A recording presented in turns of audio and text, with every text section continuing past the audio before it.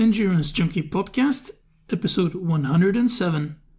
Brought to you by Health IQ, an insurance company that helps health-conscious people get special life insurance rates. Go to healthiq.com/junkie to support the show and learn more.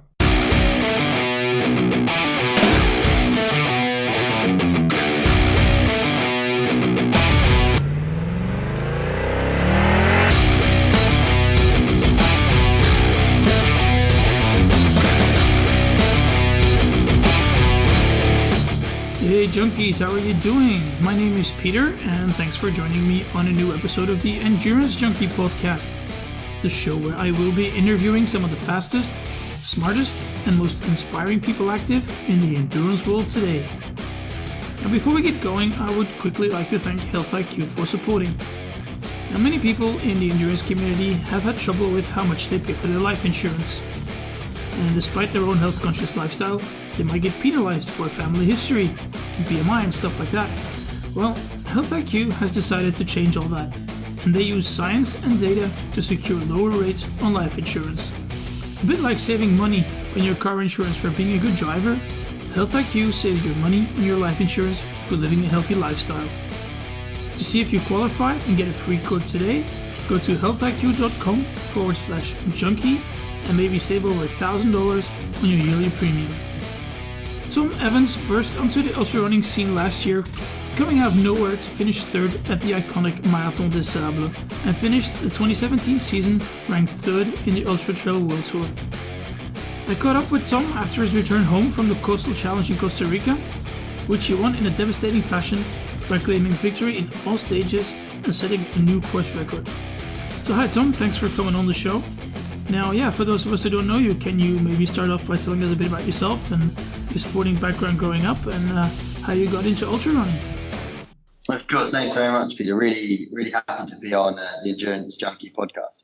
So my name is Tom Evans. I'm a 26-year-old British ultra runner. I started ultra running fairly late on. My first ultra marathon was in November 2016, but I've always been into sports and endurance, and I've been a serving British Army officer since August 2012. So just from my background, I've always been into the outdoors and sort of into pushing my body mentally and physically. And I've always enjoyed sort of setting physical challenges for myself. So whether it's an ultramarathon or I didn't know that much about triathlon, so one afternoon, so I was doing a bit of looking online and decided that I was going to sign up to triathlon. And so the first triathlon I ever did was actually an Ironman triathlon, and I haven't done one since, but we'll probably do another one at some point. So I have always been sporty. I live in London and do a lot of my training sort of in the south of England, so I'm a bit of a newbie and still really learning about the sport, about the discipline of ultra running, and have had a incredibly busy last 10 months of racing, and I've got a busy calendar that we'll go on to talk to in a minute. Yeah. So growing up, it was just yourself being outdoor and going on these adventures, or did you participate in organized sports, whether it be team sports or individual sports? Yeah, so I've always been into the outdoors. Both my parents, when myself and my sister were growing up, would spend a lot of time outdoors, whether we were going on a camping trip or we were going up to Scotland. Lots of walking, lots of hiking. So just really got to enjoy the outdoors from a young age. And then when I was at school, I was at school on the south coast, at a place called Eastbourne College. Played lots of sports, so predominantly rugby in the winter, and then would do a little bit of track and field in the summer. But rugby for me at the time was the big thing. I enjoyed team sports a lot when I was at school, and it's what all my friends did. So ended up getting pretty serious with the rugby, and was lucky to go on tours with the rugby to New Zealand and Fiji, and also Singapore and Malaysia. It was amazing. It was great to be able to go and perform on an international stage, be it in New Zealand or in Malaysia, and get to experience travel with sports and get to meet very similar people who are doing the similar things, but from a completely different culture. And that's what really drew me into sport. And it's something that I love doing now, and something I'm really looking forward to in the future is being able to go to these incredible places and meet these amazing athletes from all over the world, and get to know them and get to experience their culture. Yeah, I think that's indeed the best thing about sports. And if you're like me, you can't compete at the elite level. If you want to participate in these endurance events, triathlons or ultra runs, you're sort of obliged to go abroad and see other parts of the world to compete in these great events. But what led you then eventually into ultra running? Because it's quite a bit different than playing rugby. Yeah, very different. Throughout my military career, the sorts of jobs that I was doing, because I'm in the infantry, with the weight that I needed to play rugby properly, I wasn't able to sustain that weight. So I ended up losing quite a bit of weight just through my military training, and ended up doing a lot of hiking. And so I was down in the Brecon Beacons with some friends doing some hiking training, and we came across these sort of little route markers on a sheep track heading up the side of a mountain. And so thought to ourselves, I wonder what this is for. Could be a race or not really sure. And there's a great little running shop in a town called Brecon called Lyke's. And we popped in there in the evening, and they said, yeah, we've got a 50-miler mountain race that starts at 6:30 tomorrow morning, so in about 12 hours time. And enjoying setting myself challenges, and had never done one before, thought, yeah, why not? And entered that race and absolutely loved every second of it, and loved how hard it was, and loved being able to sort of cover large distances, sort of being outside, being at one with nature. And from there, I've just been absolutely hooked. That was something that you were sort of used to from your military career, doing these long hikes and. Yeah, exactly. And we do a lot of our military training. It's a lot of time on your feet, normally carrying heavy packs. So maybe so somewhere between 40 and 50 pounds in your pack. So it's moving much slower, but it's still that time out on your feet, going over difficult terrain. So be it crossing a river or going up a mountain or just on a road. It's getting your body used to just taking some step after step and not stopping until you're finished. And I think for me, certainly with my military career, it's been really helpful as we do a lot of, like I say, the time on feet stuff and lots of hiking.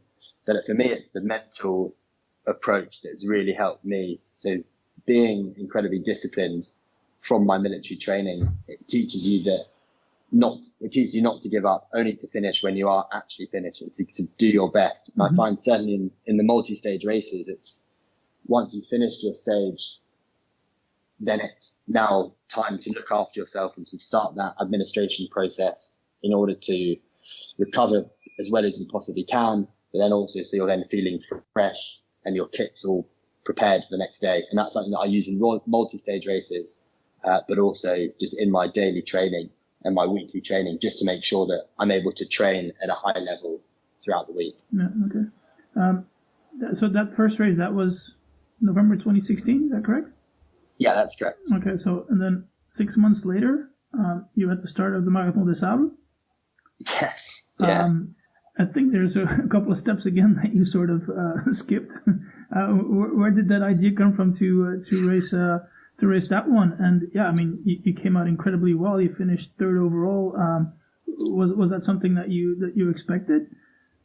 Being completely honest, absolutely not. And it's still now, it still feels slightly surreal with how well it went. With work, I'm incredibly busy end of 2016. So didn't have that much time to train, but had already signed up for Marathon des Sables. I had a couple of friends also in the army who did Marathon des Sables in 2016. And over some food one evening, being very competitive, because we've got talking about Marathon des Sables, and I rather foolishly said, "Oh yeah, like, how hard could it possibly be?" I'm sure and they did well. They finished in the top 200, and were really happy. And I was like, "Oh yeah, I think I could probably finish higher up than you did." So that was it. Next morning, signed up to the race. Didn't get a place and immediately put on the waiting list, and then got a place sort of in August, September 2016. And yeah, that's how it all started. I knew what the race entailed. I'd seen documentaries about it. I'd read quite a lot about it, and it was a real test of endurance, for both mental and physical. And it sounded like the sort of thing that I enjoyed doing, and it was going to be a real test of character. But not in my wildest dreams had imagined that I would be competitive in the race. And yeah, the race started, and I got incredibly overexcited at the beginning, and shot off, and ended up with a kilometre to go was when I was finally overtaken by the Moroccan athletes, and then finished day one in 4th place. And everyone was either thinking, like, there's someone serious here, or this person's just absolutely crazy and is gonna blow up and is just gonna get so tired, and managed to hold it together, and sort of turned a couple of heads to people thinking, like, who on earth is this? Like, why haven't we heard of this athlete? Like, where's he been hiding? And sort of completely hiding in plain sight. I had absolutely no idea in the build up that it was going to go this well, which is always so nice in the race.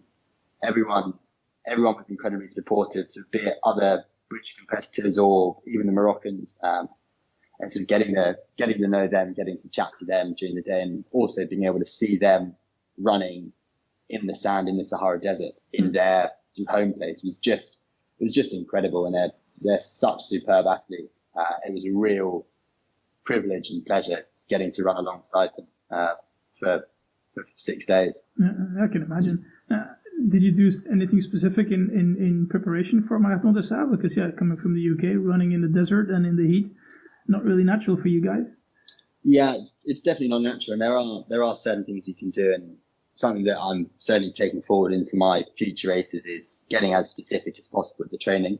And like you say, it's really difficult from the UK, sort of coming out of the winter where it's, at the best of times, it's difficult to get good miles in your legs because it's relatively cold and wet and muddy. But I used quite a lot of heat acclimation.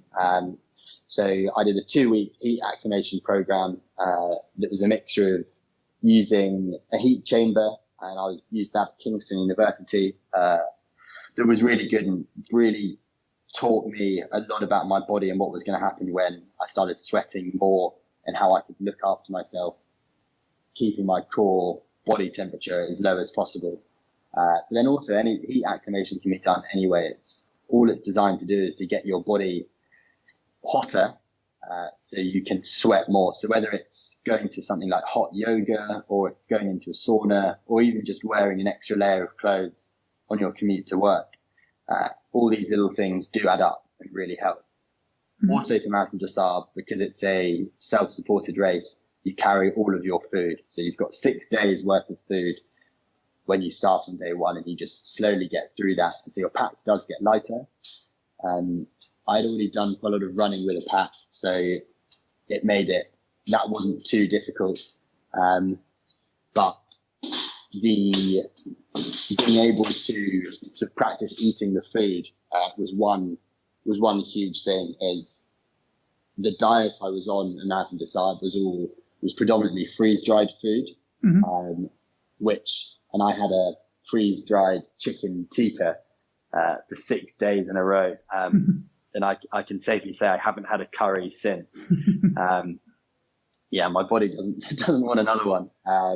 But it was great being able to test it, just so you knew when you're out in the desert that it was going to be fine. It wasn't the nicest food, but I suppose it's an individual taste, individual preference. But it's at points like that, when you're doing these sort of long challenges, sort of food becomes fuel. And it was just so important to get those calories and those nutrients and vitamins into your body in order so you could keep performing day in, day out and recover as well as you possibly could. Mm-hmm. Did you have like input from veterans or coaches regarding your nutritional plan, or did you figure that out by yourself? I figured it out myself. We're really lucky in the UK. We do the Marathon des Sables Expo in London about 4 months before the race actually starts. Mm-hmm. And I used that and got a lot of information from that that sort of points me in the right direction of what I should do to look for my nutrition and my hydration, and exactly how the race is going to work. And yeah, so I just looked at sort of what other people had done and sort of realized, sort of tried to plan out how long I thought it was going to take me to run each stage, and could work out how many calories I thought I was going to burn during that stage. So therefore, how many calories I needed in an ideal world to replace. And then you're just sort of making slight compromises. Obviously, the more weight that you're carrying, or the more food that you're carrying, the more it's going to weigh, the more energy you're going to have to use to carry all of that. Mm-hmm. So therefore, the more energy you need to put back in. So it just goes around in a circle. So I ended up sort of going fairly light with my pack, and I was averaging 2,500 calories a day for the normal stages, so in and around a marathon distance. And then on the double marathon day, I was on 3,500 calories. So not an awful lot, and significantly less than I eat during my normal training in the UK now. But it was enough to sustain me for those 6 days. And yes, I lost a lot of weight, but I was still able to sustain my performance for the week, which is the important thing. Definitely spot on there. I also read somewhere that you did not have any issues at all with your feet during the entire event, and I think that's something that a lot of competitors do struggle with. You've got some tips to share there? I've been incredibly lucky with my feet.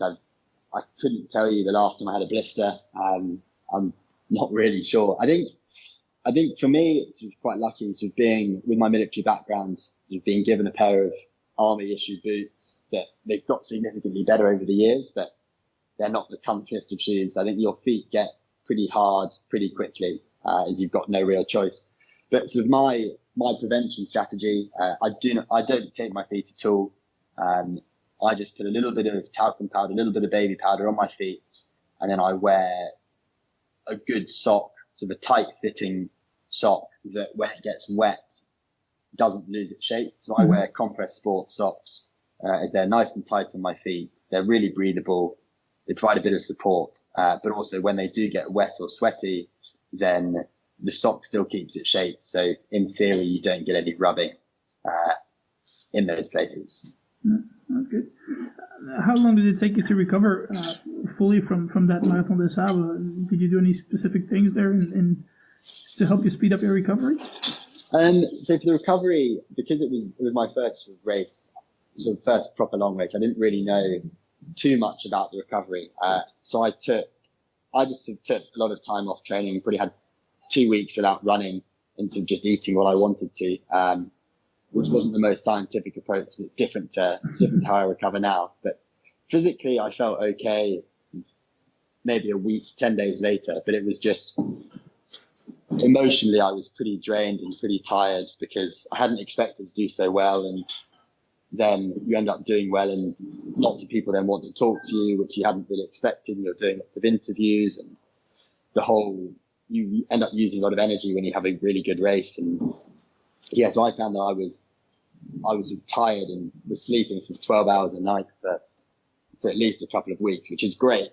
But you'd still wake up absolutely shattered. But I've certainly learned a lot from that recovery, and there are scientific ways of doing it. And yes, you've got to allow yourself. You can afford to be slightly less disciplined. So if you haven't eaten something for a while and you're really craving it afterwards, the time to eat it is after the race. But then for me at the moment, because I'm now building up into other races, it's really important that I should try and maintain a little bit of focus on my recovery now before then starting my next training block that starts in a couple of days' time. Yeah. Welcome to the elite level, I guess. Yeah, exactly. You followed that Marathon des Sables up with a couple of solid results in one-day events like the Eiger Ultra and the CCC. But you also ran a standalone marathon, a Frankfurt Marathon in 2:26. Yeah. You got any road racing ambitions as well, or are you going to stick to off-road? Predominantly going to be sticking to off-road. But my coach, Alison Benton, who we're incredibly lucky. I think the best thing for elite athletes is having training partners, and I'm incredibly fortunate to be part of the AB training group, who are based just outside Brighton, and they've got some superb athletes from really quick 800 meter runners to the current European 24-hour running champion. So they've got a whole variety of these amazing athletes that I get to run with. And a lot of them are doing sort of half marathons and intermarathons. And for me, I think gone are the days where if you want to be really competitive in these either multi-stage races or the shorter ultra marathons, so whether it's 100k up to 100 miles, you need to be fast. And I used the marathon build-up, so racing Frankfurt as a build-up just to get a little bit more speed in my legs. And I raced a half marathon and a 10 miler before. Sadly, I got injured slightly during the 10 miler. But with my sort of military mentality of, right, you've got to carry on, you've just got to crack on and get to the finish line. I sort of shot myself in the foot and still raced Frankfurt Marathon. And 2:26 it's an okay time. It's a lot of people are really happy with it. It's definitely not what I feel like I'm capable of, and I probably will be running another road marathon at the end of this year, and hoping to go significantly quicker. But I think it's really important to have sort of an all-round good level of running, and I certainly know that my strengths in these mountain races are the runnable sections, and being able to keep your legs turning over at a high speed for 2 hours 15, 2 hours 20.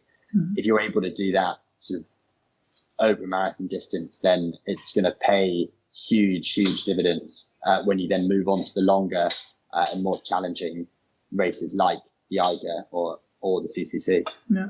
So yeah, you said you probably run another marathon later this year. Will that always be in preparation then for your ultra run, or are you aiming there to qualify maybe for a Great Britain team in the marathon? It's definitely a goal of mine to qualify either for the England team for Commonwealth Games, or if I manage to find some speed from somewhere, qualify for a GB marathon vest. It would be absolutely amazing.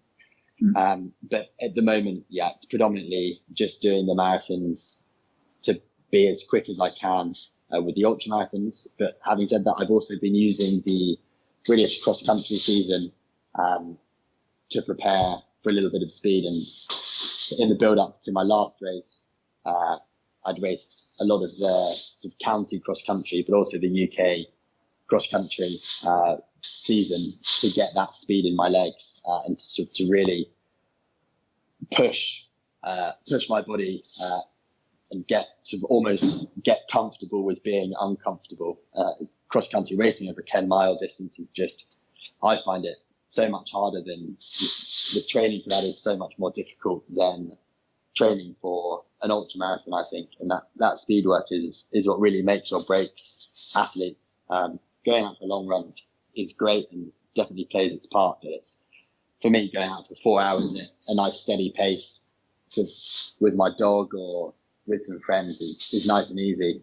But it's the short hill reps that are the really hard bits of training that I think are the most important and really translate well from either doing a marathon or doing some cross country into an ultra marathon. No, it's definitely working. You mentioned a couple of times you work in the military.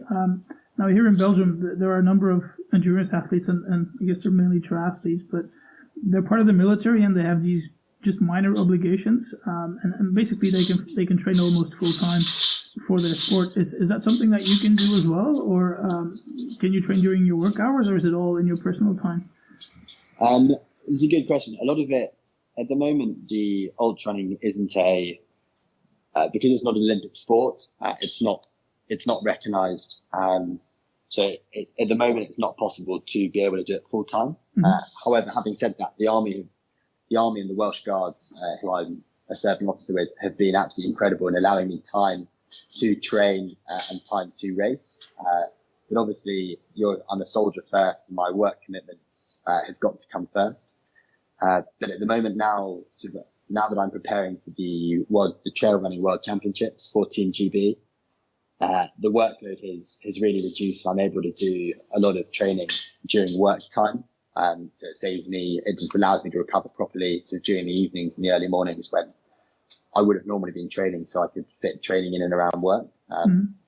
It's something definitely for the future that I'll be looking for. And the British Army have been superb in supporting me so far, and I'm sure will continue to do so. And hopefully that will allow me to progress my running even further. Is still now, I still see myself as almost a blank canvas. Yes, I've had a superb last 10 months of racing, but it's only been 10 months. And sort of with the proper support from the British Army, which I think I will get, as they've been absolutely incredible.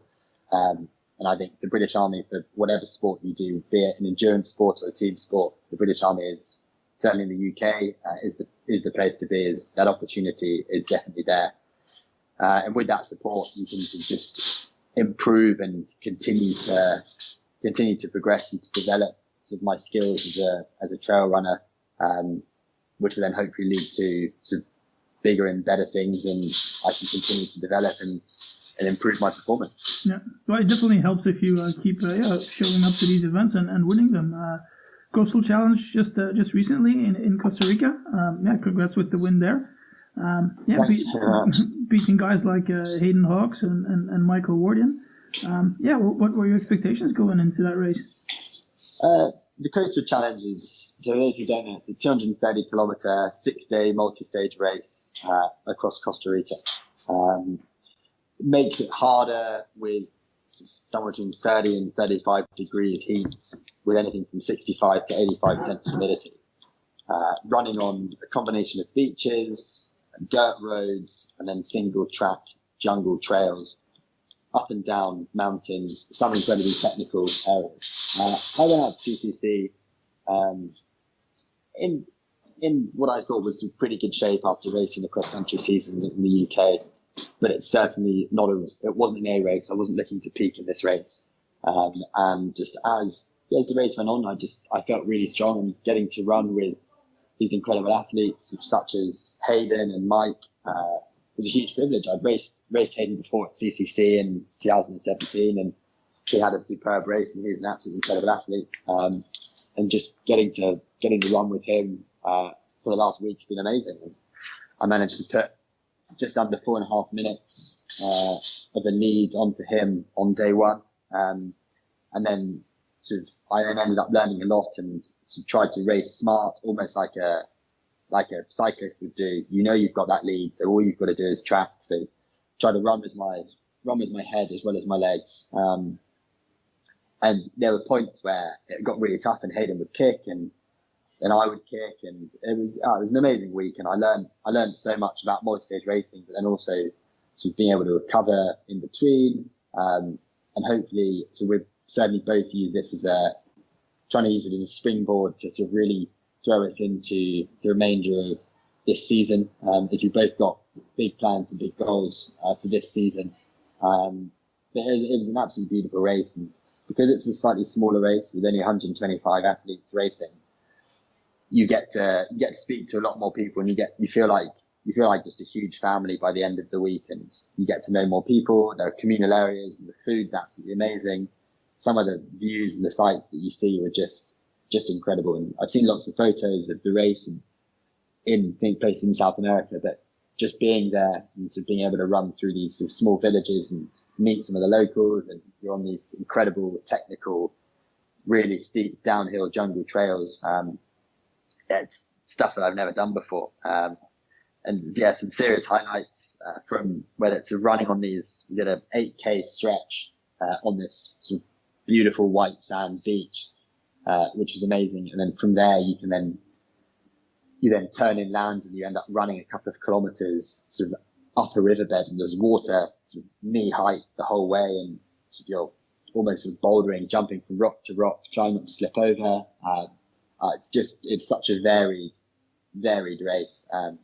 That was just incredible, and so thankful to the race organisers and to Hoka, sort of my main sponsor, who sort of allowed me to go to this race. And we had, as sort of Hoka athletes, myself, Hayden, and Mike, we were fortunate enough to sort of finish first, second, and third, and ended up winning the team competition as well. And it's just so nice, and it's so nice to be able to be part of a family in these big races. Yeah, I think that's what trail running is known for at the moment. Did you have like a similar preparation compared to Marathon des Sables, or did the heat and especially the humidity here in Costa Rica, did that require a different approach? Yeah, a slightly different approach. I think the humidity was the difficult thing to try and replicate. And I'm really lucky. I'm supported by St Mary's University in Twickenham in London. They've got an absolutely superb sports testing facility and a heat and humidity chamber. So that allowed me to do my sessions in the heat chamber, be monitored, just so I knew what was happening to my body, and I could compare it to the data that I collected pre-Marathon des Sables last year.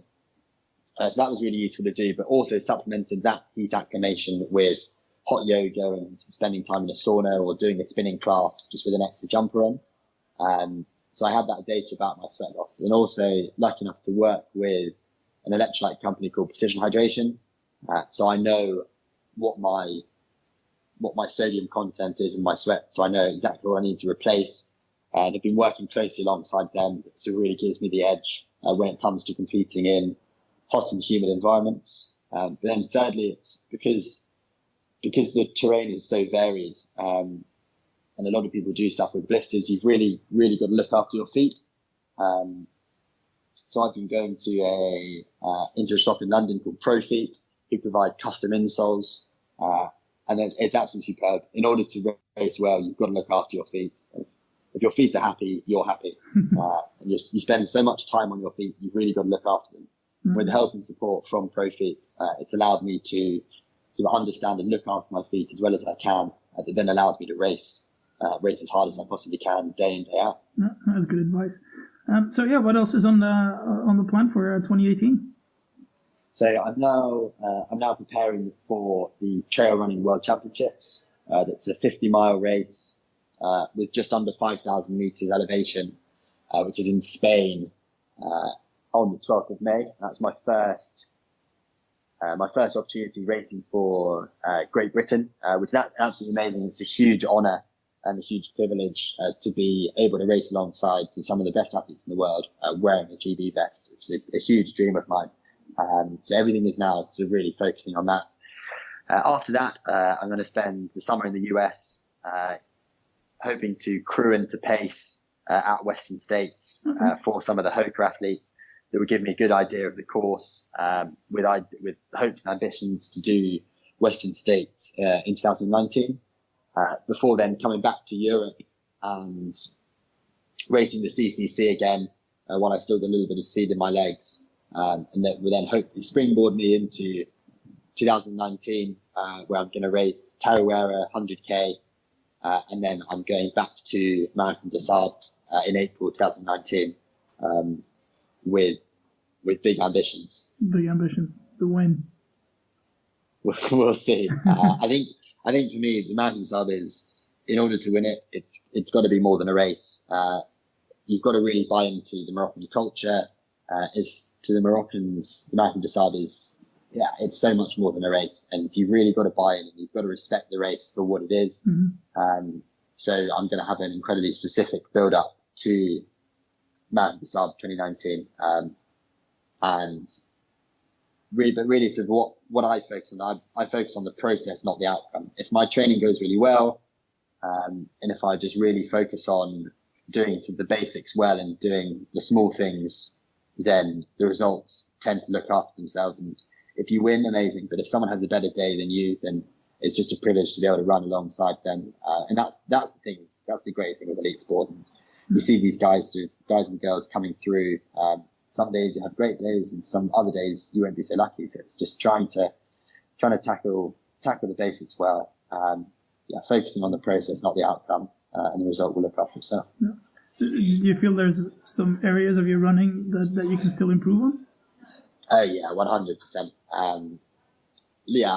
I'm still, so even just building the mileage up and getting the efficiency and the running economy much better as I am sort of fairly new to this. And I think I'm learning. I think even if you make mistakes, I think learning from those mistakes is the most important thing. And a lot of our training we do is pace-based training, and it's just getting to understand and to learn what my body's capable of, and only running at the speeds that I'm capable of running at that time, and really just focusing on my race and controlling the controllables. So if there's someone out there who's having an amazing race, just don't worry about them. Just do your own thing, and if you're good enough on the day, you're good enough on the day. And if you're not, you've given your best. You can look at yourself in the mirror and be proud.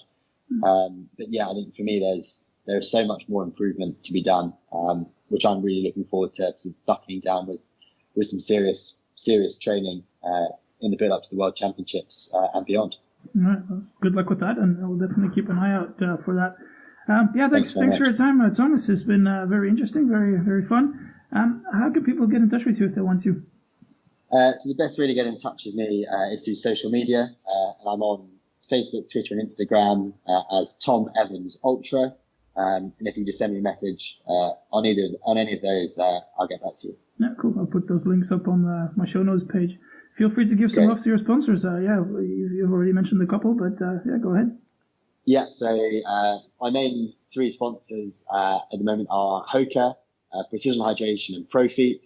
And I'm working with a couple of other companies at the moment, but I couldn't be happy with my current sponsors, and the opportunities that I'm getting with all three are amazing, and really looking forward to working with them over this year in the coming seasons, and progressing as an athlete, but also as a person. Awesome. I'll put those links up as well. One final question to finish this off.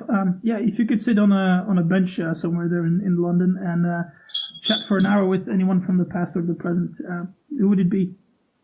I think it would be Steve Prefontaine, who sadly died when he was very young, but he was a top runner, and he would approach each race as if it was his last day on earth, and he would just go out crazy hard. Sometimes it worked, sometimes it didn't work. But he was taking such a huge risk with his racing and with his training. And I find it incredibly inspiring that he was able to lay everything down. He's the king of suffering. He just absolutely loved suffering. And to be able to speak to him about his mentality going into races, I think would be incredibly inspiring. Yeah. You think you sort of have the same mindset as him, or do you race on a different strategy? I think at the moment I'm racing a slightly different strategy, but there are certainly times in races where you've got to lay it all down. The longer the race, the more you've got to control yourself and reel yourself in. But in the last 5-10K of a 100K race, you've just got to lay it all out, and being able to put yourself in that dark hole and really bury yourself and suffer is such an important skill to have. And yeah, he was the best at it. So something that I'll definitely look to develop over the next couple of weeks, months, and years. Yeah, okay. Well, thanks for that, Tom. Much appreciated. Thanks very much, Peter. Alright guys, thanks for listening to this episode with Tom Evans. Now, if you like these little interviews and don't want to miss any future episodes, just head over to iTunes or Stitcher and simply subscribe to the show. I would also like to thank everyone who's left a rating and a review there. It's much appreciated. And if you haven't done so yet, please consider leaving me one and help grow the show. We're also on Spotify, so if that's your preferred medium, just search for Endurance Junkie Podcast in the search bar and you will find me no problem. If you have suggestions for possible future guests, shoot me an email at peter@junkiepodcast.com and I'll try to make it happen. Thanks again for listening, and I hope you'll join me next time. Cheers, guys.